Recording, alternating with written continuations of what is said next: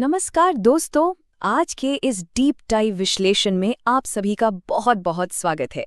आज हम जिस टॉपिक पर चर्चा करने वाले हैं ना, वो एक मैसिव जियोपॉलिटिकल शिफ्ट और एक बेहद फ्रैजाइल सीज़फायर के बारे में है। ये एक ऐसा हाई स्टेक्स टकराव है जो आने वाले समय में पूरी दुनिया की दिशा तय कर सकता है।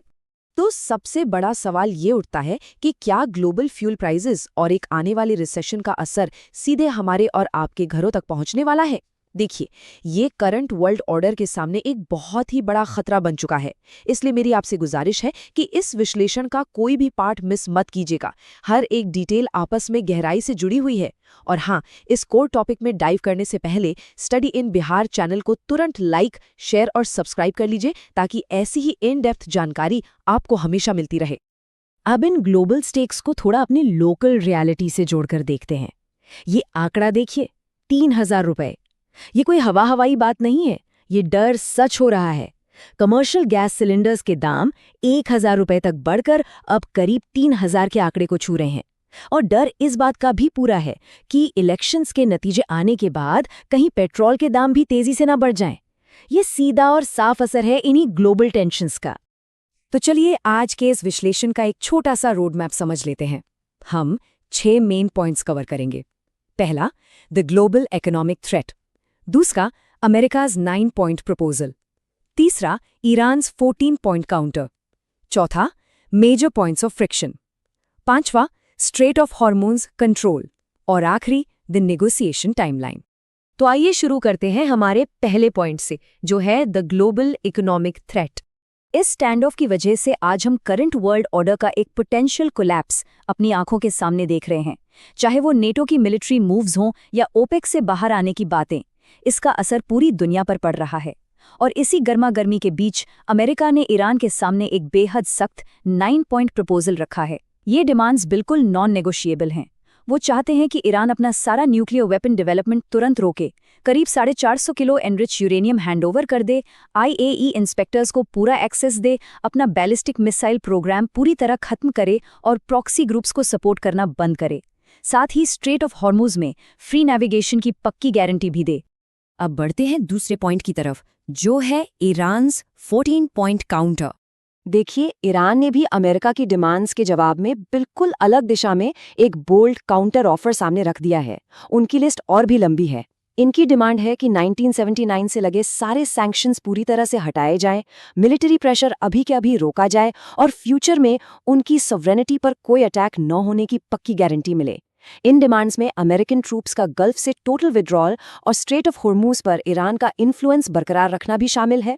साथ ही उन्होंने कहा है कि रोके गए सारे फ्रोजन एसेट्स तुरंत रिलीज किए जाएं और सबसे जरूरी बात, न्यूक्लियर प्रोग्राम में अभी के अभी किसी भी तरह का कोई रोल बैक नहीं होगा। आइए देखते हैं हमारा तीसरा point, major points of friction. असल में ये जो पूरा डेडलॉक है ना, वो एक सीक्वेंस ऑफ एक्शंस का प्रॉब्लम है। अमेरिका का रुख एकदम साफ है, सिक्योर फर्स्ट, रिलीफ लेटर।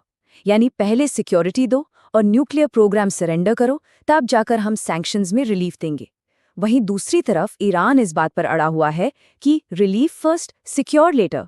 यानी पहले सैंक्शंस हटाओ और अपना मिलिट्री दबाव खत्म करो, तब जाकर हम आगे की बात करेंगे। दोनों में से कोई भी पहले झुकने को तैयार नहीं दिख रहा। इस गहरे डिस्ट्रस्ट यानी इस अविश्वास को समझने के लिए हमें थोड़ा हिस्ट्री में जाना होगा। एक अग्रीमेंट था JCPOA यानी the joint comprehensive plan of action. ये एक ओबामा एरा डील थी जिसमें यूरेनियम एनरिचमेंट को सिविलियन यूज के लिए सिर्फ 3.67% तक लिमिट किया गया था। ईरान इस पर राजी भी था, लेकिन डोनाल्ड ट्रंप ने अपने पिछले कार्यकाल में इस एग्रीमेंट को पूरी तरह से तोड़ दिया। यही कारण है कि ईरान अब किसी भी शर्त या गारंटी पर जल्दी भरोसा नहीं कर रहा। उन्हें ये डर सताता है कि अगर उन्होंने अपना सब कुछ सरेंडर कर दिया तो उनकी हालत भी फ्यूचर में बिल्कुल यूक्रेन जैसी ना हो जाए। अब चलते हैं चौथे पॉइंट पर, straight of Hormuz control and की क्लैशेस। अगर हम इन मुद्दों की आपस में तुलना करें तो पूरे विवाद की जड़ एकदम क्लियर हो जाती है। ऑयल एक्सपोर्ट्स में अमेरिका लगभग 30% लिमिट के साथ एक कंट्रोल्ड री एंट्री चाहता है, जबकि ईरान चाहता है कि उन्हें अपना हाई क्वालिटी क्रूड ऑयल बिना किसी रोक टोक के बेचने दिया जाए। अकाउंटेबिलिटी की बात करें तो अमेरिका वॉर डैमेजेस के लिए कोई भी फाइनेंशियल कंसेशन देने से साफ इनकार कर रहा है। पर ईरान डिस्ट्रॉयड इंफ्रास्ट्रक्चर के लिए बाहरी रिकंस्ट्रक्शन का पैसा मांग रहा है। और न्यूक्लियर ट्रस्ट पर, जहां अमेरिका तुरंत कंप्लायंस चाहता है, वहीं ईरान अपना डिटरेंस खोने के डर से सबसे पहले पक्की सिक्योरिटी गारंटी चाहता है। और इस पूरी जियोपॉलिटिक्स में जो सबसे बड़ा अस्त्र बनकर उभरा है वो है the straight of Hormuz. America इस रूट पर टोटल नेविगेशनल फ्रीडम की डिमांड कर रहा है, लेकिन ईरान इस नेवल चोक पॉइंट का इस्तेमाल एक बहुत ही मजबूत स्ट्रेटेजिक लेवरेज के रूप में कर रहा है। ईरान का साफ कहना है कि अब यहां से गुजरने के लिए कंडीशनल एक्सेस होगी और वो इसके जरिए फाइनेंशियल कंसेशंस और रिकंस्ट्रक्शन फीस वसूलने का पूरा दबाव बना रहा है। आइए आखिरी भाग पर नजर डालते हैं, द नेगोशिएशन टाइमलाइन। तो सबसे बड़ा सवाल ये है कि अब आगे क्या होगा। अगर हम आज की बात करें तो एक बहुत ही फ्रैजाइल सीजफायर फिलहाल बना हुआ है। दोनों देश आमने सामने बैठकर बात नहीं कर रहे हैं, बल्कि पाकिस्तान के जरिए इनडायरेक्ट टॉक्स चल रही हैं। अगले 2 से 6 महीने का वक्त बहुत लंबा और थका देने वाला होने वाला है, जहां दोनों पक्ष एक मिडिल ग्राउंड ढूंढने के लिए ड्रॉन आउट निगोसिएशंस करेंगे। पर अगर हम लॉन्ग टर्म आउटलुक देखें तो एक राहत की बात जरूर है। ऑल आउट वॉर दोबारा शुरू होने की संभावना अभी बहुत कम है, क्योंकि दोनों ही देश इसके डेविस्टेटिंग म्यूचुअल रिस्क्स को बहुत अच्छी तरह से समझते हैं। तो इन सारे फैक्ट्स और डीप एनालिसिस को समझने के बाद एक बहुत ही बड़ा सवाल पीछे छूट जाता है। एक बड़े ग्लोबल क्राइसिस और रिसेशन को रोकने के लिए इन दोनों में से कौन सा देश पहले अपनी कोर डिमांड्स पर कॉम्प्रोमाइज करेगा, अमेरिका या ईरान? इस बारे में आप लोगों का क्या सोचना है? इस पेन क्वेश्चन का जवाब कमेंट सेक्शन में जरूर ड्रॉप करें। और हाँ, आगे भी ऐसे ही शानदार और डिटेल से भरे विश्लेषण देखने के लिए स्टडी इन बिहार चैनल को लाइक, शेयर और सब्सक्राइब करना बिल्कुल ना भूलें। चलिए मिलते हैं आपसे अगले विश्लेषण में।